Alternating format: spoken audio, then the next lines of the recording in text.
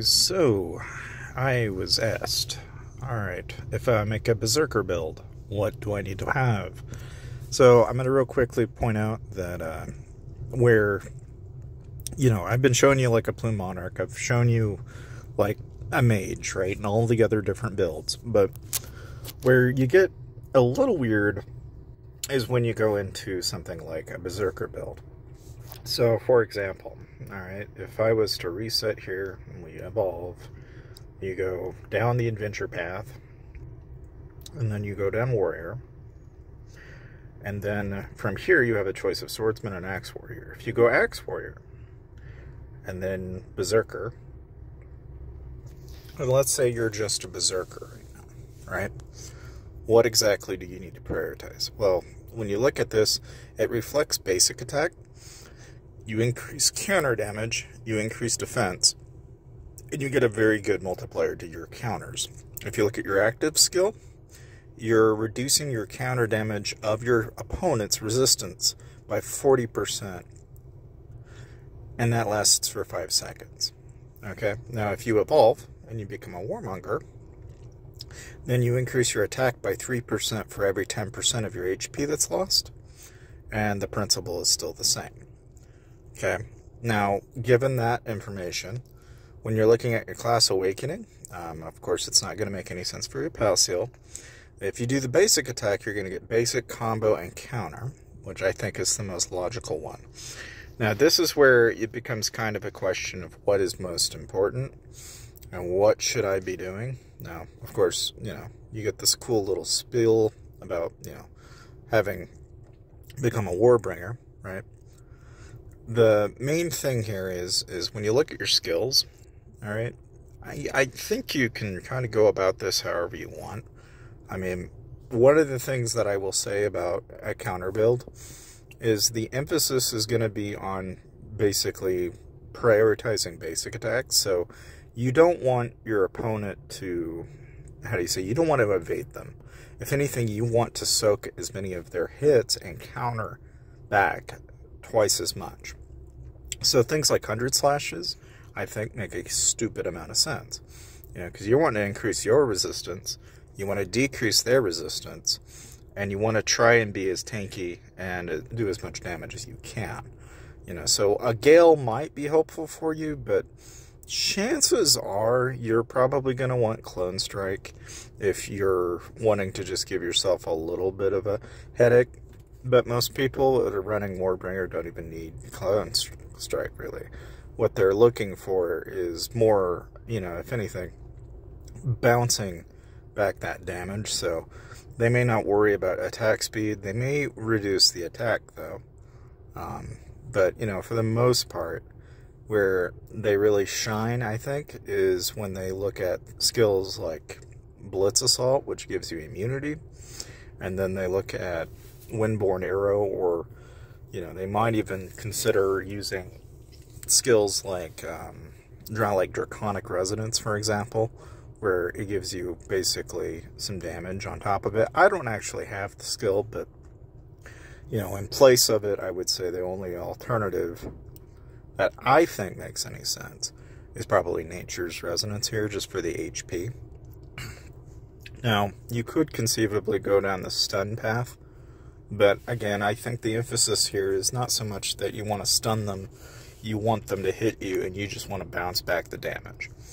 Now, as far as the lineup for the actual pals are concerned, okay, I'll just kind of go back through here, we'll take them all out, because again, a Berserker build is a little different from a lot of the other classes in the game. And you're going to want Electric Pup, because you're going to want counter damage and bounce back a lot of that damage.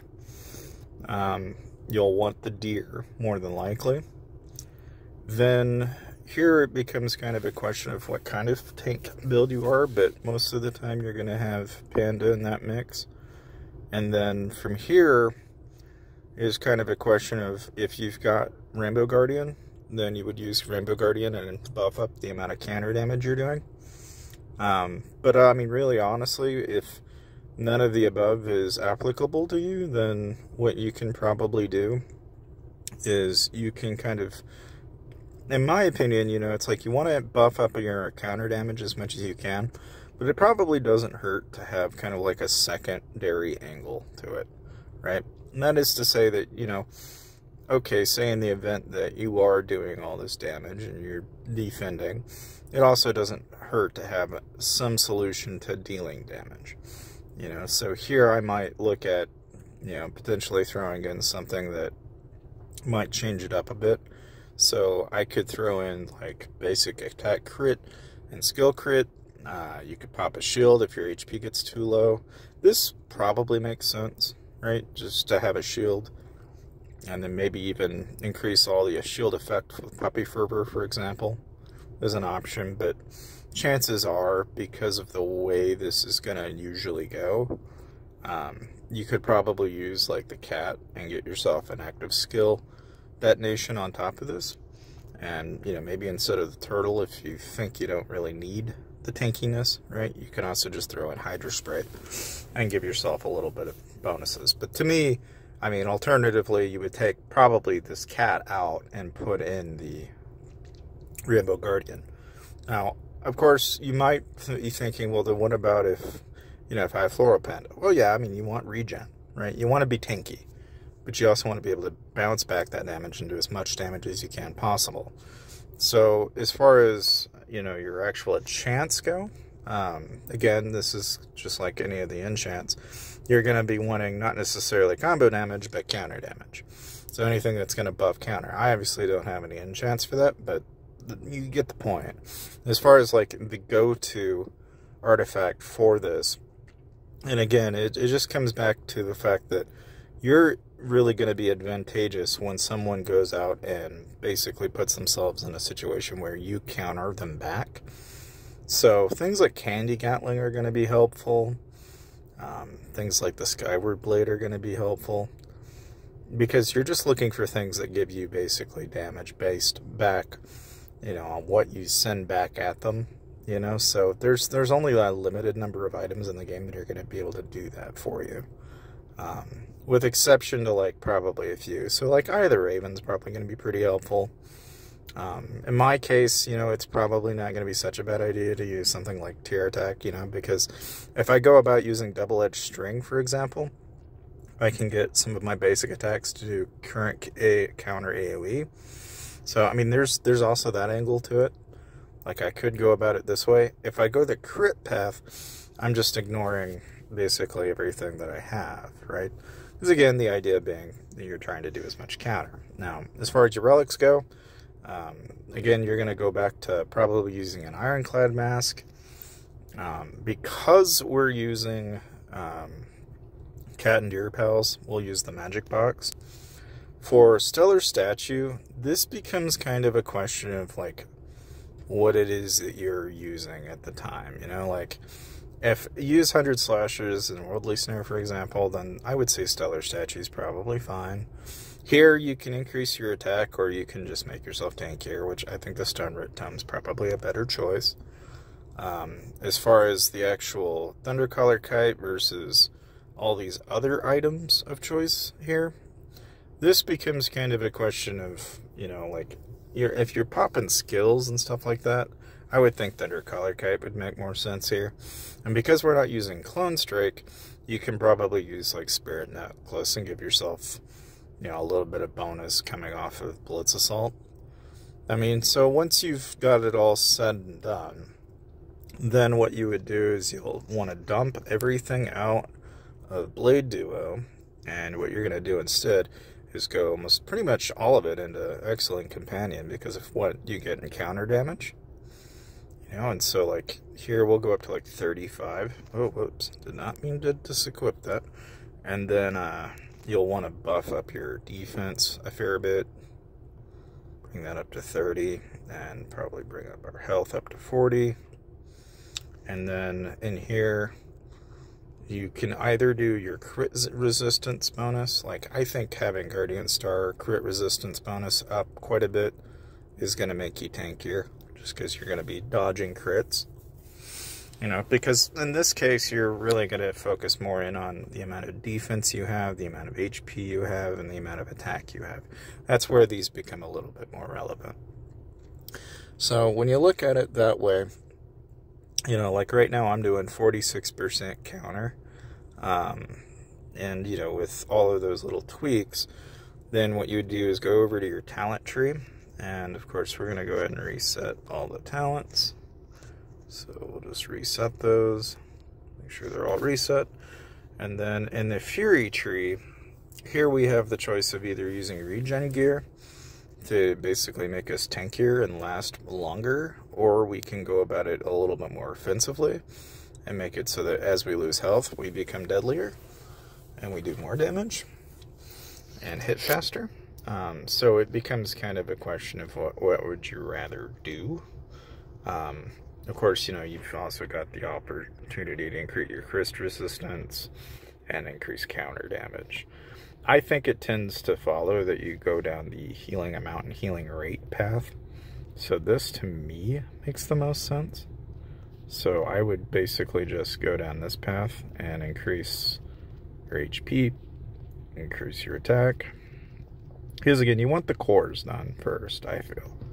And then once you've done your cores, you can either work on regen gear and go the regen path, or you can do the healing amount path. And between healing rate and regen, I think regen's the most reliable. You could increase counter damage here if you want. I would think probably crit resistance is probably going to be a little bit helpful here. And ignoring combo is going to be helpful. So I'll go ahead and bring these up, because that to me I think is going to be handy. And then with whatever I've got left, I'll go ahead and throw it into defense, just to give myself that little extra edge. And so with all of those tweaks, about the only other thing is you would probably not want to use somebody like Sunshine Bringer, but rather somebody like the Penguin. So you would probably want counter, you know, global counter bonuses. Not so much combo, right? You're wanting, if anything, you want counter. You want more counter. Like this, as you can see, I don't really have the correct skill on what I need. So this is probably my best one in this slot. And then, of course, you get 4% every 10 seconds on top of what you've got. Now, you could also alternatively go about it like, say, like, if you're really wanting to just make, like, a flat increase, you can do something like this with Moonbound Spirit, for example. And that wouldn't be a bad option. Like, that'll work just as well. But, you know, with something like this, where you're doing counter damage, then if you hop into PvP, then again, the biggest thing with the prayer statue here is, you know, you'd be working on combo. I would say I said combo, not my bad. I meant counter, right? But here we'll just go ahead and throw on, like, let's see if I can get a global attack.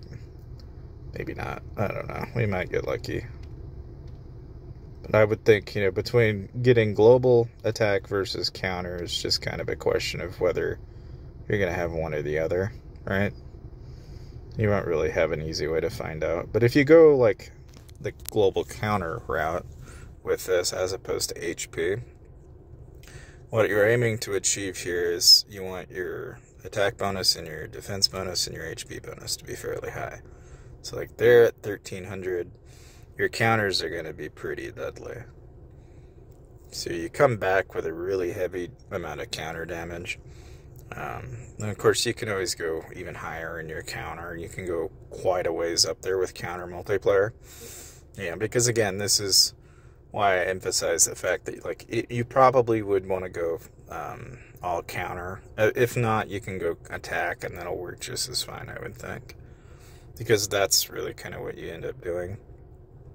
But like in this particular set, you know, I'm basically high crit and high counter.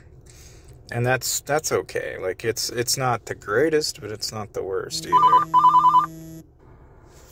Yeah. So, like, for example, if we just go up against some players here, I can kind of show you what it's like. Not really doing any tweaks or anything too crazy. We got to go through a couple of these extras, though. So they have to reset the arena, so... let's see, like Kyler, for example. The way a counter build works, though, is it basically thrives on having somebody hit him a bunch of times like that. And you see how every hit, it just bounces back the damage. It basically thrives on giving all that damage back, but twofold. And so it works great against Plume Monarch builds. And it's the counter to most plumes. And there is a limit to it. I mean, obviously, you can only go so far. If you want to really tweak and make this super deadly, though, like here you can see this guy, he's doing so much damage that you can't pop his shield. And so this is why a Prophet build will usually pop a shield or something along those lines. And so, like, in that instance where, okay, you're dealing with somebody that they've got a shield popped and you're not able to crack the shield, you might, take, like, my Worldly Snare out, for example, and maybe you'll put on a shield yourself, just to counteract the shield. Because basically, how do you beat a shield?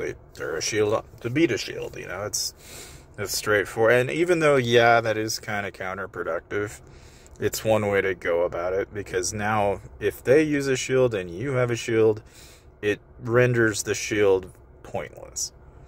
Because now they've got to deal with your shield and they're getting countered. So it just winds up being a double whammy. And so in a way, you can kind of use that to your benefit. Now, the biggest issue is obviously every time you do an evasion, you tend to want to make your evasion pretty low, and you want your counter to be as high as you can get it. Now, like, you'll notice I'm using crit. You could conceivably go about this using regeneration as opposed to, like, how I'm going about it, because you can do a regen shield counter build, and that works fine too. Like, there's not really a whole lot of harm in that. Like, if we go against an El Nurko, for example, alright, and again, the emphasis here is one shield to another. It's not going to be better than, like, back accessory shields, though. You can see how that's playing out.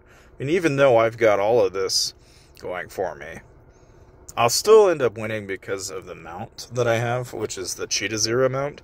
Cheetah Zero really quite literally breaks a lot of builds because of that extra damage immunity that it gives you for like 3 to 4 seconds, right? But, like, I point this out, though, because, like, if you're wanting to make a decent counter build, a lot of it really thrives on the concept that you're going to give yourself a lot of defense, and you're going to increase your HP and attack. And in many ways, I feel like if you go into the talent tree, you could conceivably approach this with regeneration in mind to get your health and then use shields.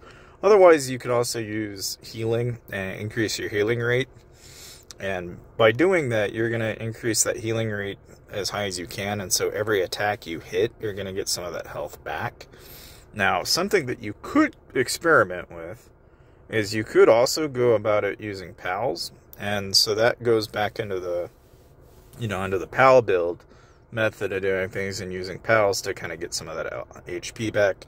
And you can also go down the talent tree even and go to the Sork route and grab HP from skills, So there's different ways that you could go about this, but it's one of the least skill-heavy classes out there. It really just thrives in basically knocking people back on their basic attacks, and that's what makes a Berserker build work the way it does.